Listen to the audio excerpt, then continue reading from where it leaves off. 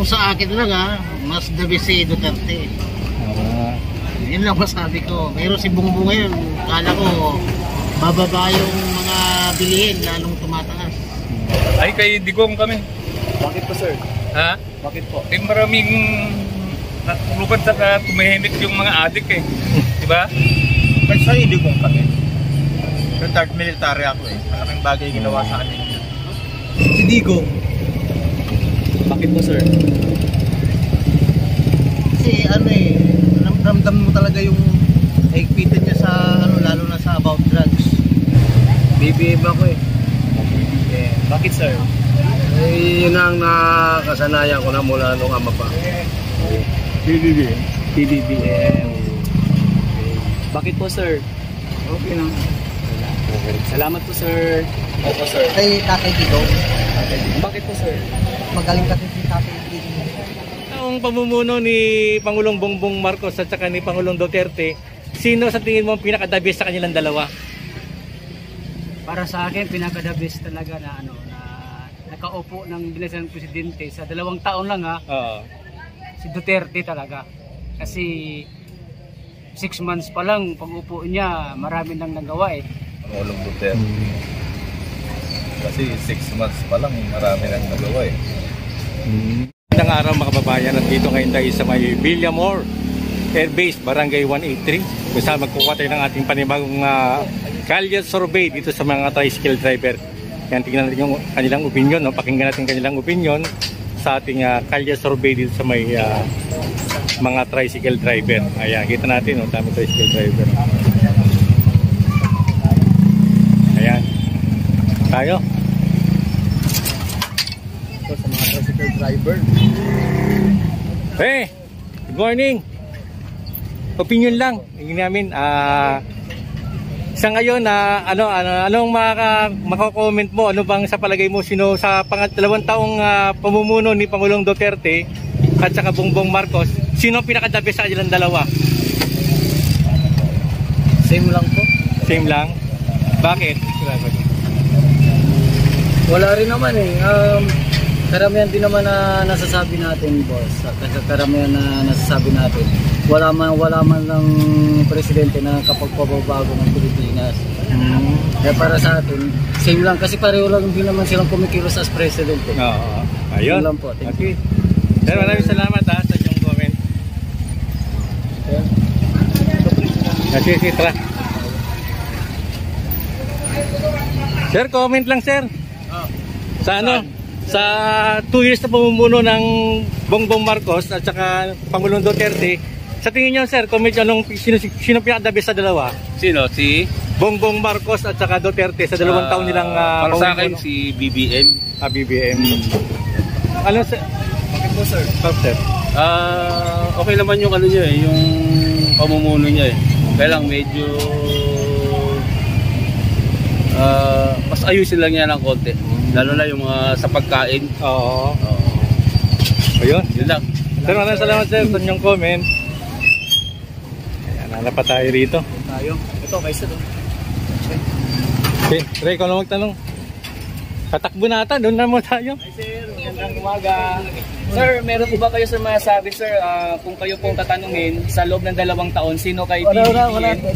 Okay, sige, salamat, sir. Salamat, sir. Okay po, sige po.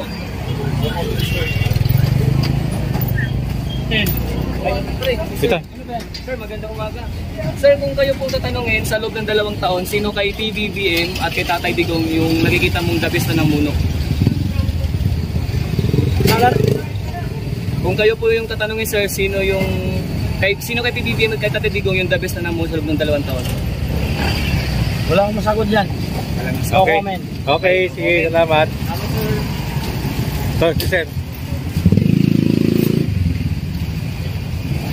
Maandar eh. Maandar. Tayo, pre. Maandar eh. Hintayin natin yung Maandar? Oo. Hintayin natin dito. Pag uminto. Ayan, mga kababayan. Dito pa rin tayo sa mga tricycle driver. Dito sa may Villamor. Yan, maya. Hintayin natin yung pila. Ano pala yung Maandar? Siyempre, ito na lang yung mga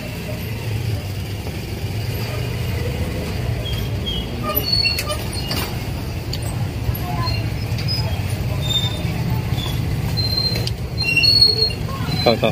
Unahan.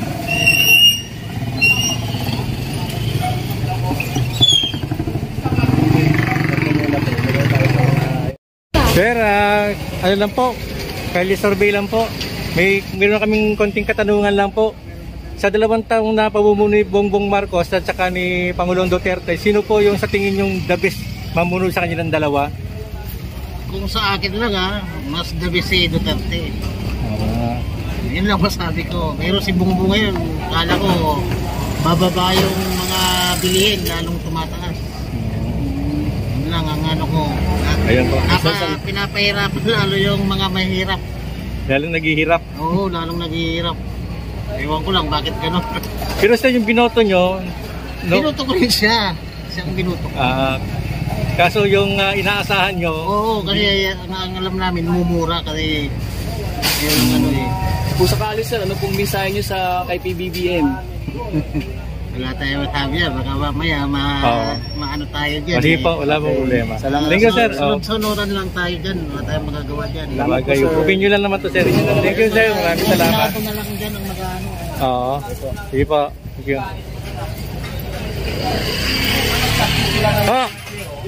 Na ganito ang gagawin. Oh, Excuse me lang po sir. opinion lang. Opinion lang po sir, magandang umaga. Ano po yan, sir? Sir, kung kayo po yung matanong sir, sa loob ng 2 taon, sino kay PBB magkitatigong yung nakita nyong the best na namuno? Digom tsaka BBM? Mm. Ay, hindi digom ako. Bakit po sir? Nakikita naman yung mga ebidensya eh. Okay lang yun, tama na yung sabi doon. Salamat sir. Basta yun lang. Okay, thank you sa opinion. Yes, sir. Opinion lang. Yun na lang, sir. Okay. Sir, opinion lang, sir. Sino pa sa 2 taong pamumuno ni Bongbong Marcos at ni Pangulong Duterte? Sino sa inyo ang pinaka-the best sa tingin nyo? Duterte. Bakit po sir? Wala akong masabi sa kanya. Salamat po sir. Okay, salamat. Sunod tayo mga kabayan.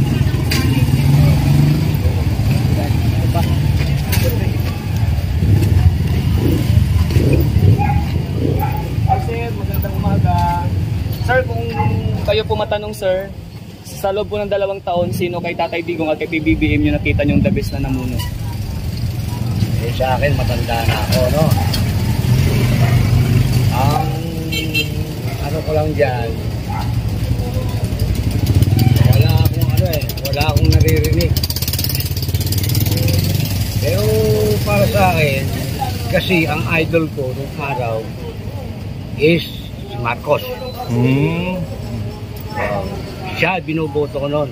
Kaya anak na yan, ganun din ang ginagawa ko kay BBM.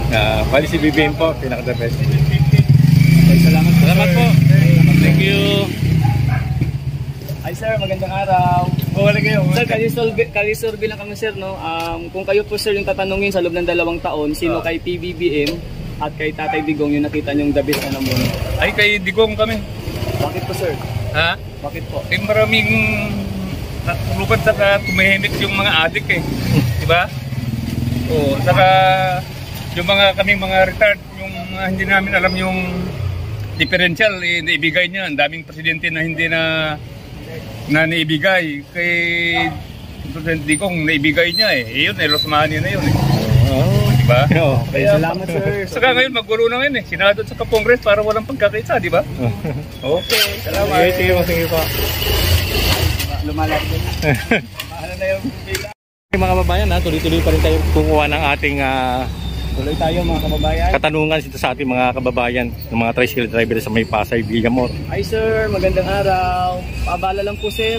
Sir, kalisurvey lang po kami. Kung kayo po sir yung matanong, kanino po kay PBBM at kay Tatay Digong yung nakikita nyong the best na namuno sa loob ng 2 taon? Kahit sa hindi kong kami. Retired military ako eh. Malaking bagay ginawa sa akin. Pareho yung sagot nila na yung... Salamat po sir. Thank you, sir. Okay. Thank you po. Yan, Ay si sir. sir, magandang araw. Sir, kalisurvey lang po kami. Sir, kung kayo po yung matanong sa loob ng 2 taon, kanino kay PBBM at kay Tatay Digong yung nakita nyong the best na namuno? Sa PBBM po. Bakit po sir?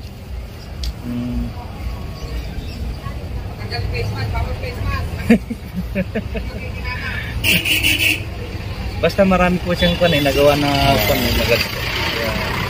Okay, Salamat, sir. Okay. Hi sir, magandang araw. Sir, kalye-survey lang po kami. Sir, kung kayo po yung matanong sir, kanino kay PBBM at kay Tatay Digong yung nakikita yung the best na namuno sa loob ng 2 taon?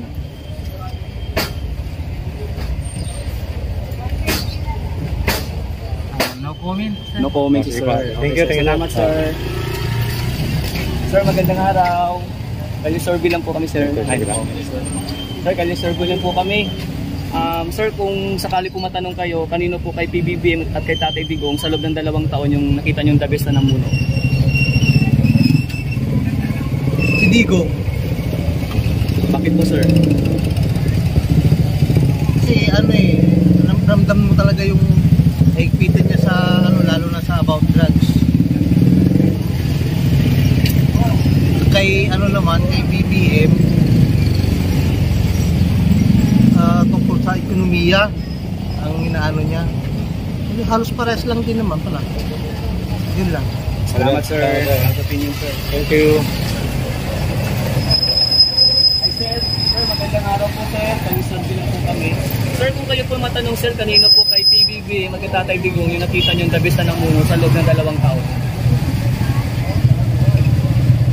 BBM ako eh. BBM. Bakit, sir? Eh, yun ang nakasanayan ko na mula nung ama pa. Okay, salamat, sir. Loyalist ako eh. Okay. Loyalista po, sir. Salamat po, sir. Thank you sa opinion. Hi, sir. Magandang araw. Sir, kalye-survey lang po kami. Sir, kung kayo po yung matanong, kanino po kay PBBM at kay Tatay Digong yung nakita nyo yung the best na namuno sa loob ng 2 taon?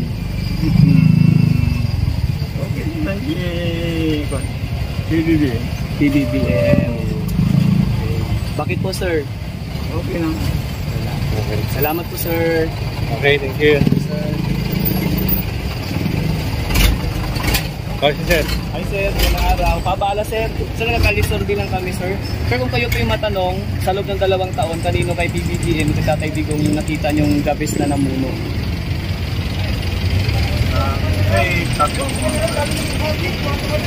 Sir? Tatay Digong, sir. Digong. Bakit, sir? Siya yung nauna kong maging presidente pagdating ko nakaraan. Kasi, BBM kasi, hindi ko pa yung niya. Okay, hindi ko pa nasumot kung nagagawa niya. Okay. Okay, salamat, sir, sa opinion, sir. Salamat Okay, po. thank you. Hi, sir. Magandang araw. Sir, nagkakali-survey lang po kami, sir. Sir, kung kayo po yung matanong, kanino po kay Tatay Digong at kay PBBM yung nakita yung labis na namuno sa 2 taon? Kay BBM. Kay PBBM, sir. Sa 2 taon. Opo, sir. Kay Tatay Digong. Bakit po, sir? Magaling kasi si Tatay Digong. Nakita ko maraming nagawa. Sa ngayon kasi kasalukuyan wala pang nagagawa. Kung presidente natin.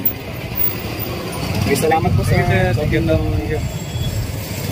Oh, wala pa. Wait lang muna, pre. Ulitin yung tanong. Sa 2 taong pamumuno ni Pangulong Bongbong Marcos at saka ni Pangulong Duterte, sino sa tingin mo ang pinaka-the best sa kanilang dalawa? Para sa akin, pinaka-the best talaga na nakaupo ng bilang presidente sa 2 taon lang Oo. si Duterte talaga. Kasi 6 months pa lang pag-upo niya, marami nang nagawa eh. Marami kagad napatupad na mga batas na na maganda. Lalong-lalo na sa yung mga pinapatupad niya na paglilinis ng mga kalsada. Yun isa yun. Tapos yung mabilis na proseso sa sa pagkukuha ng mga ID. Saka kagad kita, kagad 6 months pa lang. Duterte talaga. Sa kay Marcos naman ngayon, medyo siguro may plano pa siguro na maganda, pero maraming inaantay ang taong bayan eh. Sa 31 million atang bumuto. Siguro lagpas kalahati, nag-aantay siguro na may magandang gawin si Marcos sa 2 taon, pero hanggang ngayon yun pa eh. Maraming ganing usap-usapan sa 20 na bigas eh. Hindi nga daw natuloy eh. Oo. Sabi nga ng aming mga nakakausap, yung 20 pala, hindi ba na 1 kilo daw yun, 1/4 pala daw yun. Ay, 1/4 pala yung 20. So, nag-trending yan yung, yung 20 ang bigas. Pero sa ngayon hindi pa natupad. Pero siguro may mga magandang plano pa naman kasi 2 taon pa lang, may 4 pa na taon. Di ba 6 yung ano? May 4 pa na taon. Siguro may plano pa rin siguro yung administrasyon ng Marcos siguro. Gagawin ng magandang Pilipinas. Pero the best si Duterte talaga. Duterte 2 taon. Best. Great best. Salamat. Salamat sa opinion at pananaw. Okay. Dito tayo sa may kabila. Hindi Bro. naman kasi Oo nga eh.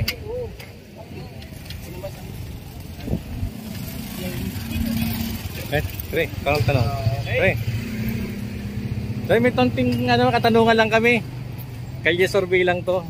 Katanungan lang po namin sa 2 taong pamumuno ni Bongbong Marcos at 2 taong pamumuno ni Pangulong Duterte. Sa tingin niyo sinong the best at maraming nagawa na kaagad? Parang maganda rin si Duterte, Pangulong Duterte. Kasi 6 months pa lang marami nang nagawa eh. Okay, salamat sir sa opinion sir. Thank you so much. Thank you. Hey, sir. Hi sir, magandang araw. Magandang araw sir. Sir, kung kayo po yung tatanungin sir sa loob po ng 2 taon, kanino kay PBB at kay Tatay Digong yung nakita yung the best na namuno? Salamat. Okay, salamat sir. Ito na tayo? Okay. Magandang tayo. Ito, sir.